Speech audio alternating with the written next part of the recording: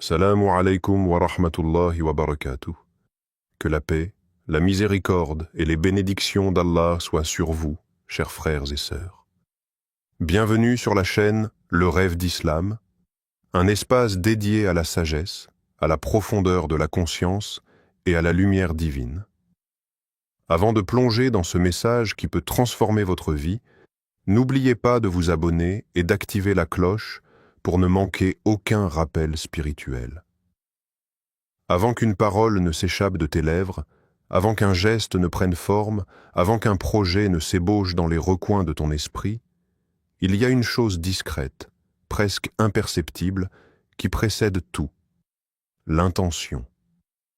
Cette chose invisible qui donne sens à l'action, qui colore les œuvres, qui inscrit nos gestes dans la lumière ou dans l'oubli.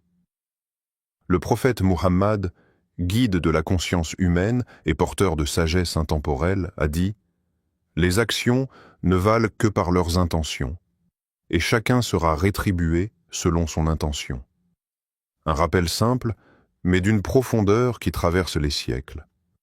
As-tu, toi, qui écoutes ces mots, déjà pris le temps de t'arrêter, de fermer les yeux et de sonder l'intention qui te pousse à agir? Car l'intention est semblable à une graine déposée dans la terre du cœur. Si elle est pure, sincère et tournée vers Allah, elle germera en une œuvre bénie, même si elle semble infime aux yeux du monde. Mais si elle est corrompue, tournée vers l'ostentation, l'avidité ou la vanité, elle ne donnera qu'une fleur fanée, arrachée par le vent du temps. Imagine un voyageur qui quitte sa demeure sans savoir vers où ses pas le mèneront. Chaque chemin qu'il emprunte devient une errance, chaque détour un retard. Mais celui qui connaît la direction de son cœur, qui fixe son intention avec sincérité, voit les sentiers s'éclairer, et même les obstacles deviennent des enseignements. Quelle est donc ton intention ce soir? Pourquoi nourris-tu ces projets qui habitent ton esprit? Est-ce pour le regard des autres, pour ton orgueil blessé, pour fuir un vide intérieur, ou bien pour la face de celui qui voit ce que les cœurs dissimulent? Allah, dans sa sagesse infinie, nous enseigne dans le Coran, en vérité, c'est auprès de Dieu que résident les meilleures intentions. Sourate Al-Baqarah 2, 125. Les hommes peuvent ignorer ce que tu caches, mais Allah connaît la sincérité de ton dessein. L'intention est un secret entre toi et ton Seigneur, un pacte silencieux qui ne demande ni témoin ni approbation, mais seulement la transparence de l'âme. Les anciens pieux disaient « Corrige ton intention, et ton action, même infime, deviendra précieuse auprès de ton Seigneur. » L'homme peut donner une simple date en aumône, et si son intention est pure, cet acte pèsera plus lourd qu'une montagne d'or donnée pour l'ostentation. La nuit, certains versent des larmes que personne ne voit, des prières que personne n'entend, et Allah, lui, inscrit ses secrets dans le livre où rien n'est perdu. Ce soir, avant de t'endormir, regarde en toi. Demande-toi, pourquoi ce projet, ce rêve, ce souhait? Et si ton intention vacille, purifie-la, adresse-la à celui qui guérit les cœurs et éclaire les chemins. Car la pureté de l'intention est la clé invisible qui ouvre les portes des cieux, qui donne du poids à l'invisible et de la valeur à ce que le monde délaisse.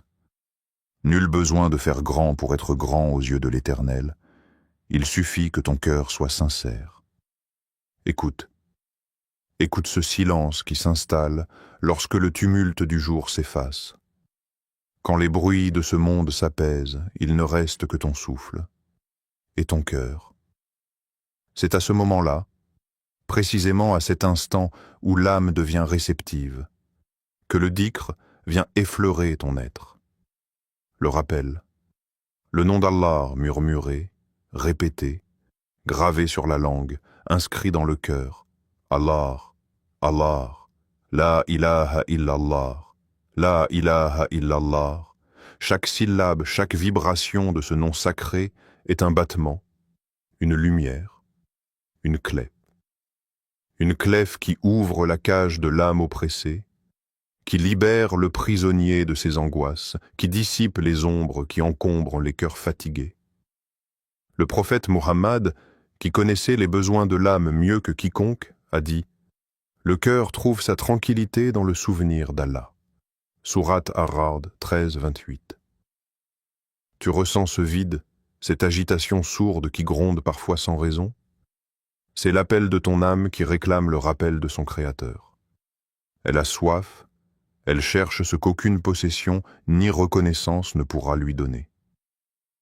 Imagine ton esprit comme un miroir. Chaque jour, les soucis, les regrets, les peurs, les rancunes viennent y déposer leur poussière. Tu avances, tu t'agites, et ce miroir devient opaque, incapable de refléter la lumière divine. Mais le dhikr est ce souffle doux qui efface la poussière, ce vent léger qui polit le miroir de ton cœur jusqu'à ce qu'il capte à nouveau la clarté d'Allah. La ilaha illallah, la ilaha illallah, aha illah. Répète-le. Laisse ce mot sacré couler entre tes lèvres comme une rivière paisible. Ferme les yeux, écoute-le. Sens comment il caresse ton âme. Observe ce qu'il fait à ton cœur. Le dhikr n'est pas un mot jeté dans le vide. C'est une onde, une vibration qui résonne jusque dans les profondeurs de ton être, qui dialogue avec ton âme, qui rappelle à ton essence la raison de son existence. As-tu déjà essayé de prononcer doucement, dans la nuit paisible, ces paroles « La ilaha illallah » ? Que ressent ton cœur? Que perçois-tu dans ce silence? C'est une lumière subtile qui perce l'obscurité. C'est une chaleur qui vient réchauffer les espaces froids de ton âme. C'est un souffle de paix, un écho du monde d'en haut. Les anges entourent ceux qui se souviennent d'Allah. Ils dressent autour d'eux un cercle de lumière et montent jusqu'au ciel avec leurs paroles. C'est une onde qui traverse les cieux, une vibration qui atteint le trône divin. Le rappel n'est pas un acte anodin. Il est une ascension. Alors, chaque soir, avant de fermer les yeux, avant de céder au sommeil, murmure. Murmure le nom de celui qui veille quand tout dort. Répète, ressens, écoute. Le cœur se souvient, le cœur s'apaise. Allah, Allah, la ilaha illallah. Il est un moment où le monde s'endort. Les lumières s'éteignent, les rues se vident, et les voix se taisent. Un instant suspendu où le tumulte de la journée s'efface, où les âmes fatiguées cherchent le repos. C'est dans ce silence sacré que le ciel s'ouvre, que les cœurs sincères se lèvent et que les âmes les plus éveillées se dirigent vers leur Seigneur. La prière de la nuit, Tahajjud. Ce rendez-vous discret entre le serviteur et son Créateur. Aucun regard pour juger, aucun témoin pour observer, personne pour applaudir ni pour condamner. Seulement toi, debout, les mains levées vers celui qui possède les clés de l'invisible, celui qui entend les soupirs que même ton cœur n'a pas su nommer. Le prophète Mohammed, lui dont le cœur était le plus pur, lui qui était assuré du pardon d'Allah, se levait la nuit. Son front touchait la terre humide de larmes, ses invocations s'élevaient dans l'obscurité et son âme trouvait dans ce dialogue nocturne la force d'affronter le jour. Il disait « La prière de la nuit est la clé de la réussite ». As-tu déjà goûté ce moment où le voile entre ciel et terre s'amincit? Où l'obscurité devient lumière intérieure, où chaque mot prononcé dans le silence est une perle déposée au pied du trône divin? C'est là, dans la profondeur de la nuit, que naissent les plus beaux dialogues. Pas les mots pressés du jour, pas les demandes mécaniques, mais les confidences que l'on murmure en tremblant, les larmes qu'on ne retient plus, les rêves que l'on ose enfin dévoiler. Ferme les yeux et imagine-toi. Le monde dort. Toi, tu te lèves. Tes mains s'élèvent, tes lèvres tremblent. Devant toi, le Créateur des cieux et de la terre. celui qui connaît chaque étoile par son nom, chaque larme avant qu'elle ne tombe. Qu'aurais-tu à lui dire? Quel rêve, quel projet oserais-tu lui confier? Quelle peur déposerais-tu à ses pieds? C'est l'instant où la sincérité atteint son apogée, où l'âme se dénude, où rien n'existe sauf ce lien sacré entre toi et lui. Et lui, dans sa tendresse infinie, répond. Et ton Seigneur dit, invoquez-moi, je vous répondrai. Sourate Ghafir, 40 en 60. Nul besoin de formules savantes. Dis-lui ce que ton cœur porte. Parle-lui de tes attentes, de tes blessures secrètes, de ces projets que tu n'as jamais osé avouer à personne. Demande-lui la clarté, la force, l'issue favorable. Invoque-le dans le secret. Car chaque prière de la nuit laisse une trace, une lumière dans l'invisible, une paix qu'aucune parole humaine ne saurait décrire. Là, dans l'intimité de la nuit, c'est ton moment. Celui où le ciel se penche pour écouter. Celui où l'espoir renaît, où les barrières se brisent et où l'impossible devient possible. Oui, écoute-moi bien. Car voici une vérité qui transforme une existence ordinaire en destinée lumineuse. Celui qui place sa confiance en Allah ne sera jamais abandonné. C'est une certitude, pas une supposition, pas une simple idée réconfortante. C'est une promesse divine, un moteur invisible qui propulse ceux qui osent croire, qui osent espérer et qui avancent même dans l'obscurité. La foi en la puissance d'Allah change tout. Elle transfigure l'épreuve en opportunité, la faiblesse en force, la crainte en apaisement. Le prophète Muhammad nous a enseigné à placer cette confiance totale en Allah, tout en déployant l'effort sincère, en attachant la chamelle avant de la confier au destin. Car l'islam n'est ni passivité, ni naïveté. C'est une foi active, vibrante, ancrée dans l'action et enveloppée de tawakkul. Le Coran t'ordonne et place ta confiance en le vivant qui ne meurt jamais. Sourate Al-Furqan, 25-58. Pourquoi craindrais-tu ce que demain peut contenir, alors que ton avenir est entre les mains de celui qui ne connaît ni défaite ni négligence? Pourquoi te consumer de doutes lorsque ton destin est écrit par celui qui sait ce que tu ignores et qui t'aime d'un amour plus vaste que tes propres aspirations? Demande-toi, est-ce que je lâche prise? Est-ce que je cesse de m'accrocher désespérément à mes peurs, à mes calculs étroits, à mes doutes oppressants? Est-ce que je choisis de remettre à Allah mes projets, non pas en les abandonnant, mais en les accompagnant de ma foi sincère et de mon effort constant? Car le croyant ne démissionne pas. Il se bat, il s'applique, mais il sait qu'au bout du chemin, ce n'est pas lui qui décide, c'est Allah. Toi, qui écoutes ces mots, sache que la bénédiction divine ne descend pas sur un cœur contracté par l'angoisse et l'insécurité. Elle se déverse sur celui qui ouvre ses paumes, lève les yeux vers le ciel et dit du fond de son être, « Ô Allah, je te fais confiance. Tu es mon protecteur, mon allié, mon guide. Ce que tu m'accordes me suffit, et ce que tu retiens, je l'accepte. Car je sais que tu choisis toujours pour moi ce qu'il y a de meilleur. » Ce moteur invisible qu'est la confiance en Allah te pousse à franchir les étapes les plus difficiles. Quand tout semble s'écrouler, quand les ressources s'amenuisent, quand les soutiens humains s'effacent, elle reste, solide, vibrante, éclatante. Elle murmure à ton âme, continue. Celui qui t'a créé veille sur toi. Et tu verras. À force de confiance sincère, d'invocations silencieuses et d'efforts patients, les portes s'ouvriront. Les obstacles se courberont. Les impossibilités se renverseront. Car celui qui s'appuie sur Allah n'est jamais seul. Il était une fois un homme dont le cœur s'était alourdi de peines et de rêves non exaucés.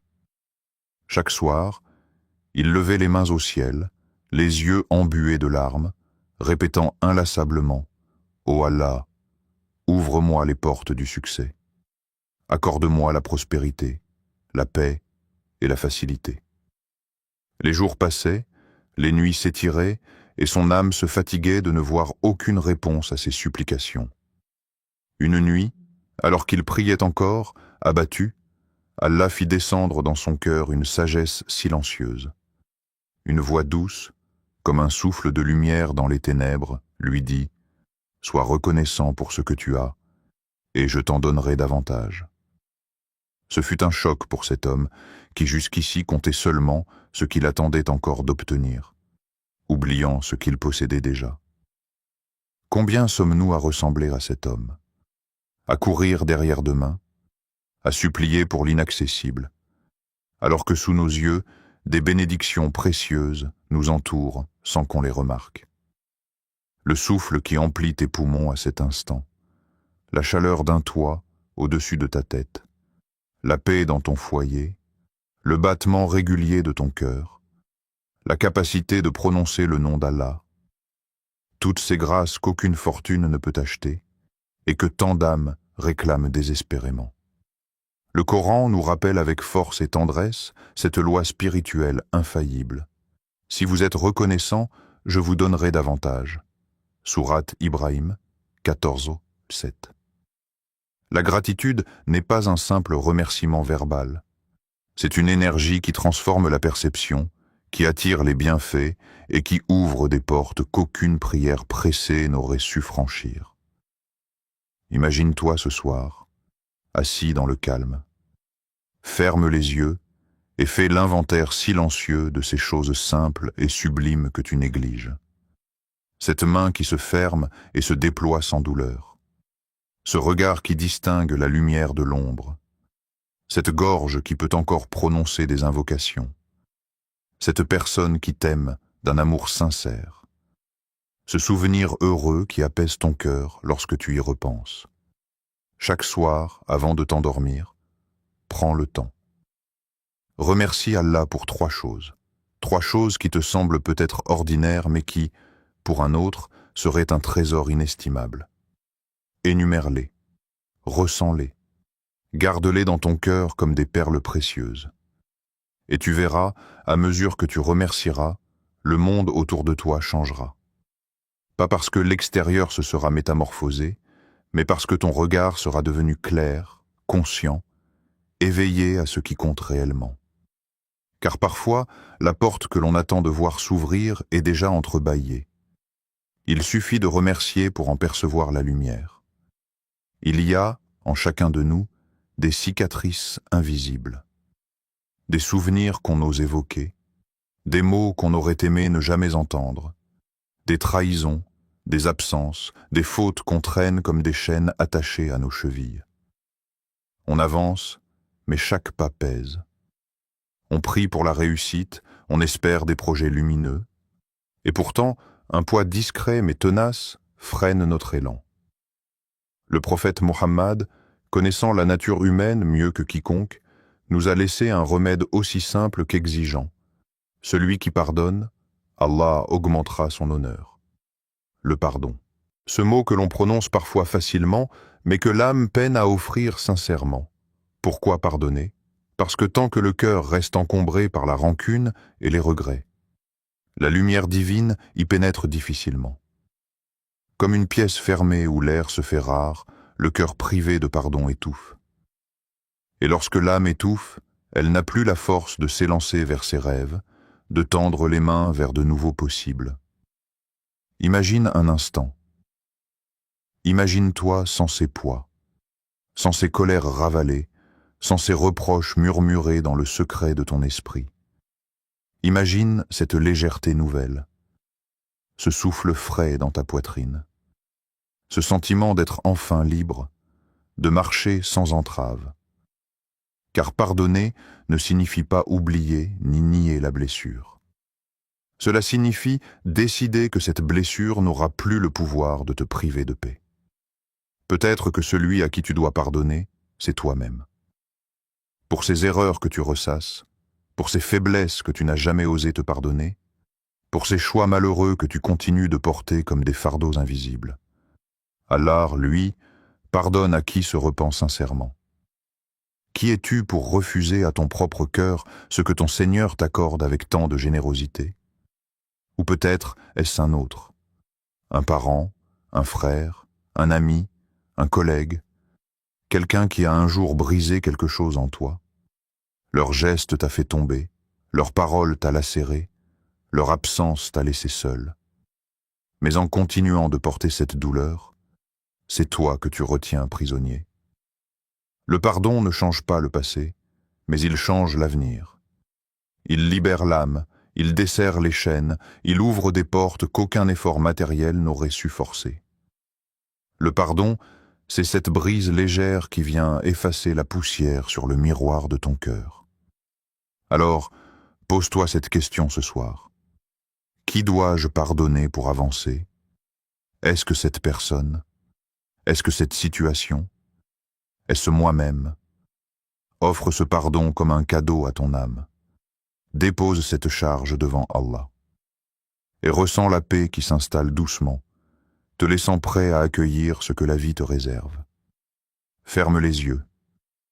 Oui, maintenant. Offre-toi ce moment.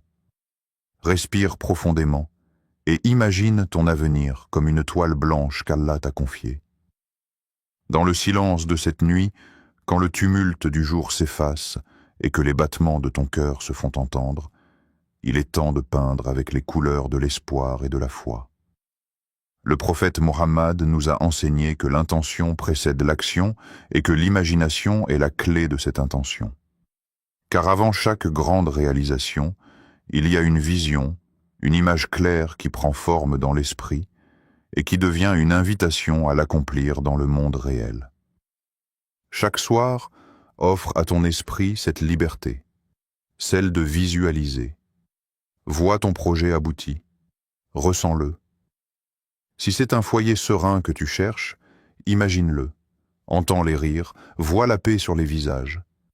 Si c'est une entreprise florissante, visualise-la. Vois les fruits de ton labeur, le bien que tu fais autour de toi. Si c'est la réussite dans un examen, dans un mariage, dans un projet personnel ou spirituel, construis cette image dans ton esprit, mais éclaire-la de la lumière d'Allah. Car ce n'est pas une simple projection de l'ego, c'est un acte de foi. Le croyant n'imagine pas son avenir dans l'obscurité de l'orgueil ou de la vanité. Il le dessine dans la lumière divine, en disant du fond de son cœur, « Ya Allah, guide-moi vers le meilleur de ce rêve, accorde-moi ce qui m'élèvera auprès de toi, et éloigne de moi ce qui pourrait m'égarer. » Imagine-toi, les mains levées vers le ciel, et visualise ce que tu souhaites de plus cher. Vois le chemin qui se trace sous tes pas. Ressens cette énergie qui monte en toi. Entends la voix rassurante du destin murmurer. Ce que tu espères et que tu confies à Allah ne se perdra jamais. Chaque image que tu formes ce soir n'est pas un simple fantasme. C'est un projet que ton âme propose à ton Créateur.